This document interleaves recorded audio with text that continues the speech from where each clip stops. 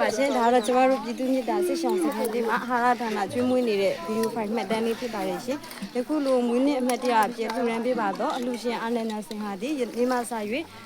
နောင်နှစ်ပေါင်းများစွာတိုင်စိတ်ဤချမ်းသာခြင်းကိုဤချမ်းသာခြင်းနဲ့ပြည်စုံပါစေဗုဒ္ဓမြတ်လုပ်ငန်းနဲ့လည်းအောင်မြင်ပါစေစီးပွားရေးတွေလည်းဒီထက်မကဒုတိယပါစေစိတ်ဤချမ်းသာခြင်းကိုဤချမ်းသာခြင်းနဲ့လည်းပြည်စုံပါစေ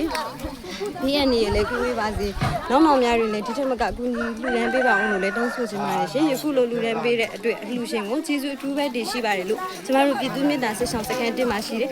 ပြည်သူများအခုစားကျမကျေးဇူးတင်စကားပြောကြရပါတယ်ရှင်ကျေးဇူးအများကြီးတင်ရှိပါတယ်ရှင်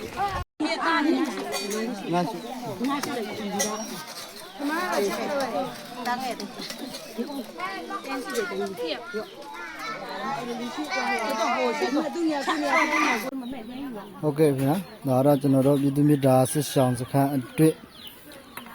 အနညာရှင်းဟာမှာစင်ကာပူမှပြည်သူမြစ်တာစစ်ဆောင်စခန်းအတွက်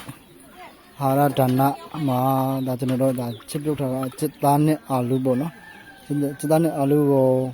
ချီပြန်ဟင်းလေးချစ်ထားပေါ့နော်ဒါကတော့မကြီးကိုချင်းဟင်းလေးပေါ့နော်ချင်းပြေမကြီးရွချင်းဟင်းလေးချစ်ထားပေါ့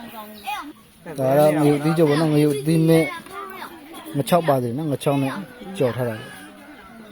ဒါထမင်းတပွဲစားပေါ့ထမင်းတပွဲစားပေါ့ဒါပြည်မိသားစုဆောင်ခံလာရလူတန်းပေးတော့ဒီနေ့ကလိုလူတန်းပေးတော့ဒီကုနာကမှလည်းညာရှင်းဟာဒီအင်းမရှင်းရဆက်ရနောင်တောင်များတော့တိုင်အောင်ကိုကျမစေရှင်းတဲ့နေပြည်တော်မှာနောက်ထပ်လည်းဒီလူတွေနဲ့လည်းဒီထက်မှကအလူတန်းတန်းနိုင်ပါစေလို့ပြည်မိသားစုဆောင်ခံမှဒီတော်မြတ်တော်ဘုရားအားလည်းရပါလိမ့်မယ်နော်